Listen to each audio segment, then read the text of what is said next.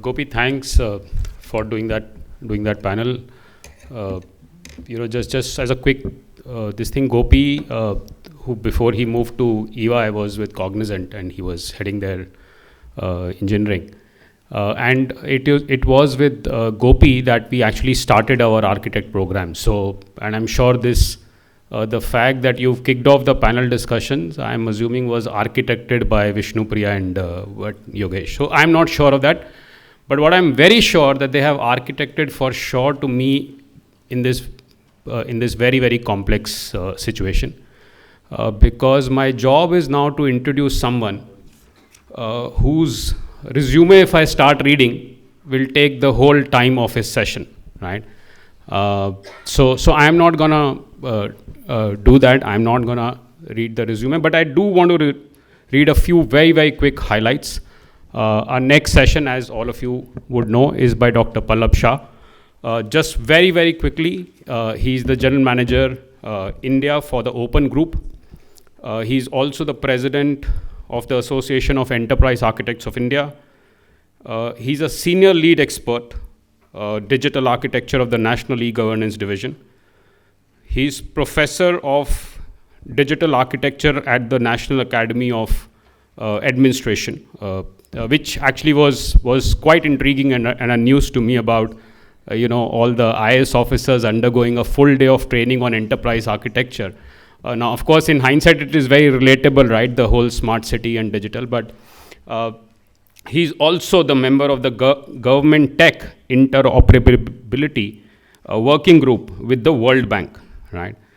I think what I'm most excited about is to hear him speak about how, of course, his work very deeply in the whole government space, how he and his work is helping both shape and fulfill the ambitions of digital India. He's obviously, like I said, worked very closely in the World Bank with the World Bank as well. So we are looking, and that's exactly what he's going to speak about. So I'm sure everyone is keen to hear. While everyone here, Dr. Pallab is from the corporate world, and of course, because of our engagement, we continue to hear a lot about what's happening in the architecture and the technology space in the world of corporates and enterprises. But I think you're going to add a very important, or very additional dimension to our understanding. So really, really looking forward to this session. Pleasure to have you.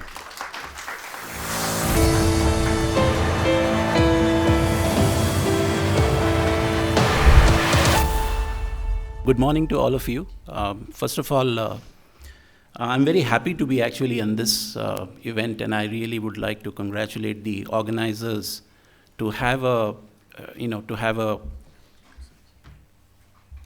event specifically focused on architecture. I think we've had a lot of conferences around technology as an umbrella discipline, but architecture as a discipline, architecture as an approach is something that is catching on in India.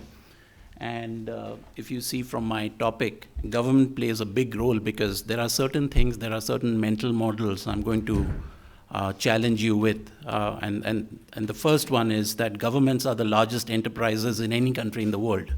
They are the most complex entities that you can think of. So that's one. And you're going to see kind of a summary of that in 23 minutes. That's what I can present today. The second part is we are looking at whole of government as an enterprise. It is not an easy concept because we are basically a federated structure. We are more like the European Union rather than the United States of America, right? Fundamentally, we are like that. Sometimes you will see that our states even behave like independent countries, right? So it is not easy to bring them together. And that's also constitutionally guaranteed because we are a union, we are a federated structure. So it cannot be centralized. Everything cannot be centralized for various reasons. I will not go into the reasons per se. The other thing which also I would like you to think of is whenever we mention the word enterprise, I really mean the entire enterprise, not just the IT part of the enterprise. Therefore, I still find it very disturbing when somebody says there is the business side and there is the IT side. That mental model is gone, right? If technology is business today, there is no business side and there is no IT side. IT is business and business is IT, right? So that integration has to happen. And the other thing which also caught my attention is whenever we mention the term system, it shouldn't mean IT system, right? It can be nervous system, it can be solar system, it can be digestive system. Remember that, right? So I'm going to use the more broader context in my session today. So maybe I have to move the slides. Yeah. Okay, this is already covered. So India has been doing e-government for 40, 50 years, ever since computers came into the offices in the 1970s. That was the first time. So we did have the analog government moving on to the e-government. And as a scheme, as a program, the Digital India program, if you remember, started in 2014, which is where we were trying to move over from the e-government to digital government, and you can see some of the attributes of the digital government there, where we speak of procedures that are digital by design, user-driven public services, government acting as a platform. So CoWIN is an example of government acting as a platform. We follow, adoption of open standards by default, so no proprietary standards. So these are some of the attributes. Obviously, I don't have time to go through every aspect of it. But one of the fundamental aspects of digital India or digital government that we are trying to achieve in this country is whole of government approach to digital transformation. And as I've already alluded to previously, that governments they are the most complex entities. Now, whenever we give an analogy of architecture, we somehow start with physical structures. We look at temples, we look at bridges, we look at skyscrapers. But unless it's an Harry Potter movie, buildings and physical structures don't change on their own, right? But enterprises do, governments do. They evolve, they emerge, as Rajendra was mentioning earlier. And therefore, enterprise architecture as a whole is a very complex undertaking. It is not like writing an IT system, right? How many of you have seen an article blaming the enterprise architecture for the failure of Credit Suisse and SVB? None. It is still not mainstream. SVB or CS did not fail because some IT system failed. But reality is there, right? There are certain aspects of business architecture that failed in these two organizations, and therefore that led to the failure of the entire organization. That is the impact of architecture. That is enterprise architecture. It is the architecture of the whole enterprise, every aspect of the enterprise. And that's what we're trying to achieve, and those are the kind of mental models we are trying to reshape as we move into this whole of government architecture. However, given that we deal with multiple stakeholders, we also face a lot of challenges. Again, as I said, I don't have time to read through all of the challenges, so I'll just display all of the challenges. Number one is fragmented service delivery methods. So as a citizen of this country, you will not get a similar experience if you move from, let's say, Karnataka to Himachal Pradesh, right? It differs from state to state. Or if you go to the northeastern region, I worked in the northeastern region, there are at least 50% of people who do not have Aadhaar ID. The Aadhaar ID seeding has not taken place. So what does that mean? It means that you do not exist in the system. If you do not have a digital ID, I cannot deliver a digital service to you. And there are political reasons because of the border issues and all of that stuff happening, right? So those are the real on-ground issues that take place. There is minimal use of standards, therefore we cannot scale up. There is a reason why Indian Railways is pan-India, simply because the gauge width is consistent. Therefore, you can take a train from Kochi to Kohima. That's the power of standards. Okay? Then obviously we have weak policy, weak regulations, governance. There is uneven and inconsistent ICT infrastructure that across, obviously when you look at India as a country with, so many states and union territories, there is a lot of heterogeneity that is happening there. There are social and cultural barriers. When we were designing the National Digital Health Blueprint, right, so which is now called the ABDM, which is Ayushman Bharat Blueprint, right, or mission, and I think all of you have seen the benefit of that when you got your health ID in your CoWIN certificate. So that 13-digit number is your health ID. There was a situation where, one of the health secretaries actually said, we could build a system, but I need the right to be forgotten, especially in the health domain. And the situation could be in our country, if a teenage girl, even today, comes for medical termination of pregnancy because she is not married, that episode should not be recorded anywhere in the system. So those are the kind of real things you face, right? Being on cloud is that's not the issue that we deal with. We are dealing with real social and cultural barriers. There are capability gaps in the hierarchy. There are IAS officers who are very tech savvy. Most of them are not. There is no business side and IT side in the bureaucracy, right? You could have an IT secretary of a state who's a postgraduate in English literature because they get rotated across different functions. And since I teach at the academy, I understand the entire way how they go through the entire system, right? Limited financial resources, I think this is always a problem. Digital competency of government staff. Many times we talk of services to the citizens, but within the government entity, there is not too much of tech savviness. How many of you have sent a very confidential RFP proposal to a secretary or a government entity on his or her Gmail? Right? Secretary. I'm not talking of some, class 3 or class 4 staff. Secretary of a government, secretary level bureaucrat, right? Those things happen. And obviously we have issues with procurement and vendor management, and some of them have been tackled with the GEM, right? I'm sure some of you are probably aware of the government e-marketplace. So with that context of the challenges, there was this first realization in the ministry that we had to come up with a whole of government framework, which is called IndEA, rightly so, right? It rhymes with the name of our country, is the India Enterprise Architecture Framework. I don't have time to go into the details of the framework itself, but fundamentally it contains these 8 domains, architecture domains, all the way from performance to business to data application infrastructure. You have security and integration on the sides because they are important from a holistic perspective. And all of this house-like structure stands on a strong aspect of governance and management, which kind of forms the foundation of the framework. Right, so these are the 8 architecture domains, just to give you in a nutshell what IndEA is all about. Now within the framework, we have part 1, which is the 8 reference models. So those are the 8 reference models. We have an adoption guide because we knew that the states and ministries did not have the capability to actually build their own architecture. We do have digital service standards, right? So when a government entity is coming up with a digital service, it needs to be mandated by that DSS standard. And finally, we do have currently, the latest one is the Agile framework, because many governments are asking for Agile practices to be integrated within architecture. Right, and many reasons, right? Obviously, governments also want to be agile. They don't want to wait for 2 years, 3 years before the architecture blueprint is done and these systems are, built. So you can see the responsiveness aspect comes into this.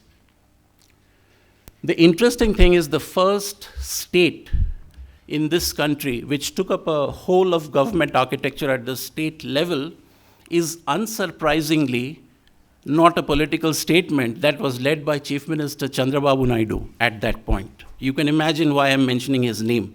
Because in the government, it takes courage to take the first step. Governments are generally risk averse. Right? Somebody was mentioning lab, right? What is the lab for a government? It's a district, it's the state, it's the country. That's the lab. And imagine if the government is actually experimenting with new ways of doing things in a district. Immediately, we as citizens, we start complaining. Okay? But that's also being tackled by creating policy sandboxes, which I'm going to talk about later on. So this is, in a nutshell, what the framework is all about. It consists of the target state. So this is the target state that we're trying to achieve. We are trying to modernize the infrastructure. We are trying to build core systems focusing on financial management, HR, payroll, e-procurement, project management, tax, customs. Obviously, there are these revenue implications there.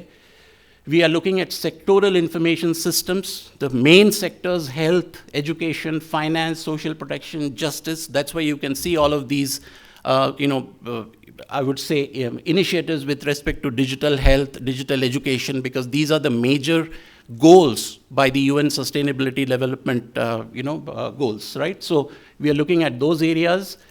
We do look at disruptive technologies, which is right that at the center. Some, people mentioned that. I'm sure during the course of today there will be many sessions there. Look at online services, mobile services. Many of the services are M services now, right? ID is important. So Aadhaar is definitely important for an individual ID, but we are also looking at ID for land, for instance, IDs for business, and trying to leverage what already exists. So that's important. Open government, obviously use of open standards, use of open data. Government has the highest amount of data. Talking of data, right? They have a huge amount of data for us to provide new services. Now that's the technology part of the core government systems. They are being supported by enabling capabilities, which are obviously leadership and digital skills. Later on, I'm going to show you how we are training IS officers now. Somebody earlier mentioned, introducing me, you cannot imagine IS officers being trained on enterprise architecture. That's happening now. You go and talk to an IS officer, they are aware of what is happening. But remember, they are administrators. They are not architects, but they are knowledgeable enough to ask you the right questions. That's important. Obviously, there are strategies and regulations with respect to data privacy, with respect to right of information.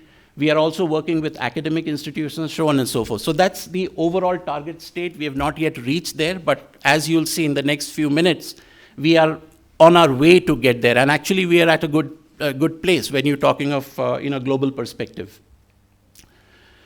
So as I said, this is the, earlier I showed you the framework itself. This is the methodology or the process. Now, importantly, I'll not go into the details of the process. It consists of 4 steps. We understand the initial context and situation, define the vision for the future, come up with a strategy and roadmap. So the National Digital Health Blueprint, I'll show you the cover page of that later on. That's at a strategy and roadmap, and then you have the implementation. COVID is an implementation of the NDHM, right?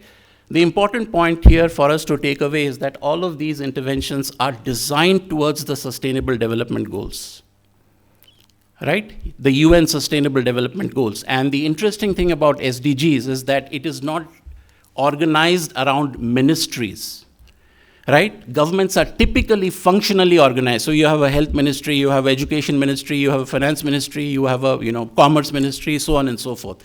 SDGs force ministries to collaborate. That's how the goals and objectives are designed.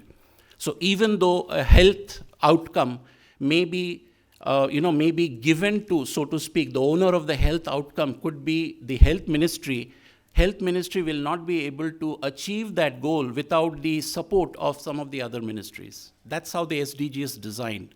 So therefore, the administrative structure of ministries and departments falls flat when you talk of SDG, and we have done that deliberately by design, right? So that's the process that we have defined for the IndEA framework.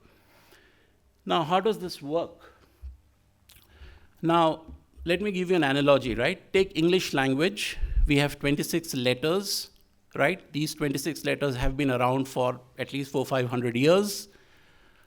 We put these letters together called alphabets. We put these alphabets together. We make words, so we are synthesizing, right? Earlier, Rajendra was mentioning synthesis. Unfortunately, in our universities, we are taught analysis. We are not taught synthesis, unless you're from a chemical engineering background, right? And by the way, the easiest people to convince about architecture happen to be civil engineers, actually. It's fundamental. IT people don't realize the value of architecture so much yet. So this is my own assessment. And I also have a technical background, right? They are the easiest to convince about the value of architecture. Now, talking of alphabets, so we have 26 alphabets. You put the alphabets together, you come up with words. You put the words together, you come up with sentences. Obviously, there are certain rules that govern that synthesis. That's called grammar, right? Now, if we need a new word, do we create a new alphabet for that? Can you think of a new word that did not exist 5-6 years back? Selfie? We came up with a new word with the same 26 alphabets, reusable building blocks. That's the concept here. So what we have done here at the bottom are identified some reusable building blocks. Aadhaar is a building block because it's a digital ID. The other building blocks could be DigiLocker, Umang, Service Plus, UPI, MyGov, video, e-sign, so on and so forth. So when you need that capability, the intent here is to put them together, assemble them together to sectoral systems. So there you have the national digital health architecture, national education architecture, digital agriculture architecture, which is then governed by the reference architecture at the top. So that is how the reusable capabilities are being used to create systems, to create architectures spanning the target state that I showed you 2 slides back. Right? So as an architect, there are 2 things. You need to know how to put these reusable capabilities together, but before that, you need to know what reusable capabilities exist. For you to be able to write in English, you need to know fundamental that there are 26 letters, right? That's done in kindergarten, right? Kids learn that. The first thing, that there are 26 letters and they can be put together. So you have to know those reusable building blocks so that you can put your architecture together. So that's fundamental, right? So as an architecture thinking approach. Moving forward, now earlier somebody mentioned CP, continuous platformization. So we are taking a platform-based approach. So this is the platform reference model, nothing specific to any industry or any sector. This is the generic platform reference model, which is taken from IndEA, right? And this becomes the basis, for instance, if you want to build a new platform for, let's say, commerce and industries. You have heard of Gati Shakti, right? We're looking at supply chain, right? So when you build a platform for that, this is the kind of reference model that we provide. As you know, all of you are architects, you know what the benefit of a reference model is. It provides you a head start so that you don't start from zero. That's the very intent of providing a reference model. Then each of these reference models are taken forward for solution implementation. Okay, so what I'm showing you are some of the aids, so to speak, available within the IndEA framework for governments to build their own digital government, or ministries to build their own digital sectoral systems that I showed you earlier. Right. So what is the impact? So that's why I showed you, I showed you the cover page of the National Digital Health Blueprint. All of these are public documents. Nothing is confidential here, by the way, because this is built by public money, our money, right? There's nothing related to national security here. So we have the National Innovation Urban Stack, which is pertaining to smart cities. We have the National Digital Education Architecture. We have one state, which is Meghalaya, MEG-EA. That's why I said I worked in the border areas. So that's specific for the finance solution. ONDC, I think one of the speakers later on is going to speak about ONDC later on.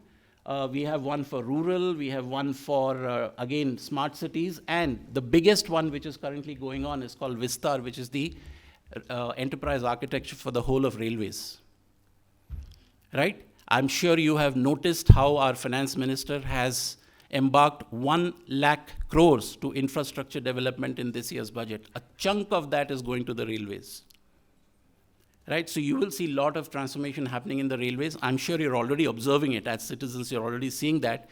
So the railways is now, it aspires to be a digital railway very soon. So this, in a nutshell, it gives you the impact that architecture is happening. And the reason why we need to be aware of this, if not experts in this, because all of this is going to affect us as citizens. Okay, so look at it from that perspective also. And then obviously as architects, you get the interesting aspect of making a real transformation in a sector that affects people's lives actually. There are efforts underway, you probably cannot read it, but efforts underway in other departments like power and energy, women and child, skills and employment, logistics, transportation, so on and so forth. Right, so how do we create a tech-savvy civil service? All of this cannot be achieved if you don't have civil services, IAS officers and IPS officers who are not, or rather even IRS officers who are not tech-savvy. Now, according to the latest statistics, I think NASSCOM, I'm quoting NASSCOM here, India exports about $160 to $180 billion of IT services, right? Do you know how much we spend on ourselves? Less than $7 billion. Effectively, we are not a tech-savvy nation. We are developing technology for other countries, but we ourselves are not tech-savvy. Okay? Now, don't get misled by what happens in Bangalore or Hyderabad or Pune, right? Go to the rural areas and you will see that. Yes, with the UPI, a lot of things have happened. You can go to a rural area and still see a QR code and you can make the payment. Yes, that has kind of almost spread across the country, but fundamentally, we are not a tech-savvy nation. We have a lot more to achieve with respect to actually using technology to solve our problems. And therefore, there is this program which we have designed for the IAS officers. You can see how we are looking at the education of IAS officers, so create a curriculum for a tech-savvy civil service. This is under the Mission Karma Yogi, so that's the detail of that. You can read it there.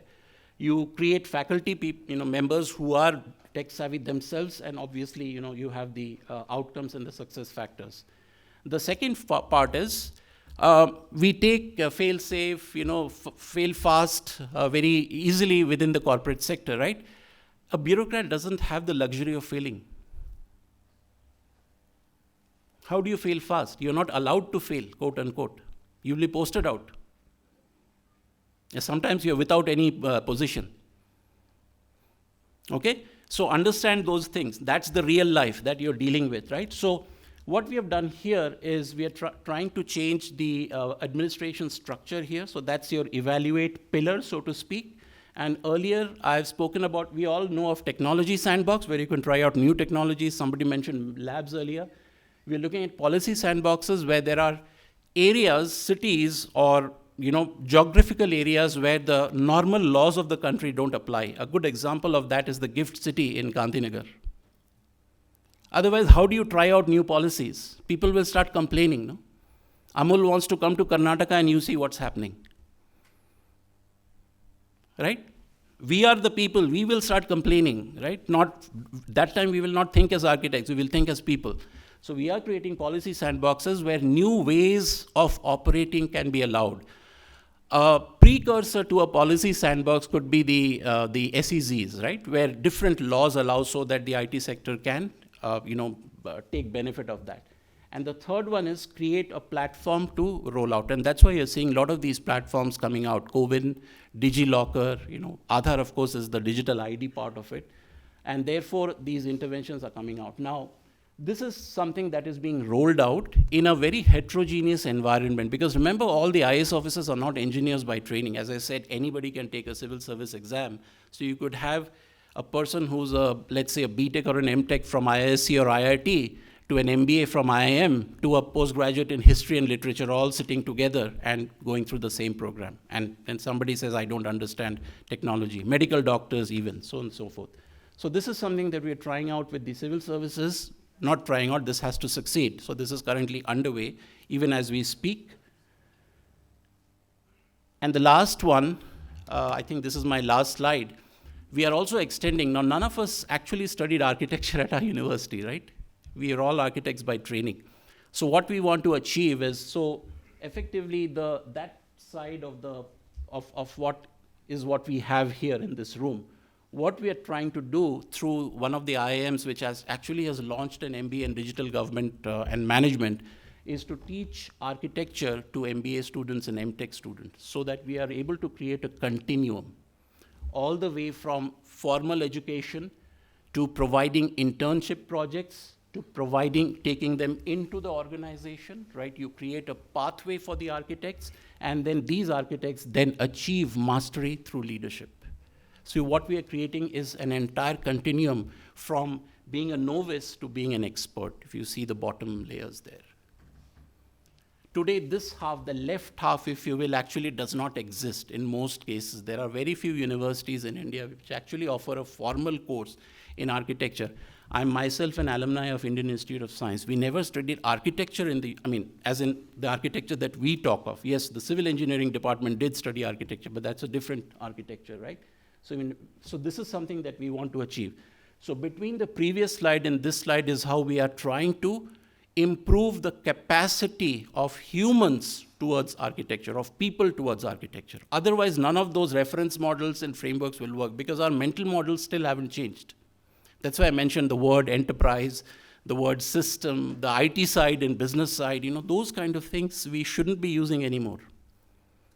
It's a 20-year-old concept, IT side and business side, and therefore IT has to be aligned to business. That's a 20, 30-year-old information system thinking. Okay? Right. What is the value we are getting out of this? Speed. That's the reason why you're seeing services being launched at the speed of light, at the speed of thought. Today, a government entity in India can launch a digital service, a new digital service, when a scheme is announced within 14 days. Okay? So that's the thing. Cost efficiency. All of these systems have paid for themselves. Talking of economic sustainability, the amount of money, the public money it has saved, pays for itself. So let's say if a DigiLocker takes 100 crores to develop, it has saved so much of money that it's more than, order of magnitude more than the 100 crores that we used. It's giving real economic returns. I think digital economy is a reality, and I'll show you some data there. We are getting to a point of one government, which means that irrespective of where you are located, physical location, you're still getting the similar experience, right? UPI is a good example of that. Agility and responsiveness, integration and exchange. We are getting to a point of harmonized policies, but understand that when you're doing architecture at the government level, politics is a big issue. Okay, that's the reality. You cannot put it under the carpet. You have to deal with it. I'm sure it's true in the corporate sector also. You have to deal with corporate politics, but it's 100x more complex in the government sector. And one of the things that the government has very clearly mentioned is that we are trying to minimize vendor lock-in. Especially certain countries are no, right? For instance, from a security perspective, our big neighbor, we will not take any equipment from there. Okay, not the small neighbor, the big one, okay, that starts with a C. Now, Harvard Business Review, it's a business magazine, it's not a technology magazine, so look at the statement they provided as late as May 2022. Just spending money on technology does not result in more growth or better performance. In fact, in some cases, it can actually damage the business if it accentuates the difference between different parts of the organization, states, ministries, districts. Right? Instead, it is the architectural, managerial, and organizational approaches to transformation that best explain the enduring and fundamental differences. Right? All of you have a technology background, so you kind of swear by technology, but without architecture, it is not going to give you the kind of returns that we as a country would like to achieve. Now, where are we in 7 years? We are currently ranked number 7 in the world as per the latest survey, which was released just a week back by World Bank. So this is called the GovTech Maturity Index. This is India here. Okay. Now, why is this significant? The statement is there. Adjusted for sheer size and complexity, India's ranking is spectacular because the scale of transformation we are witnessing in India, impacting 1.4 billion people, is more than the impact of all the other countries listed here combined.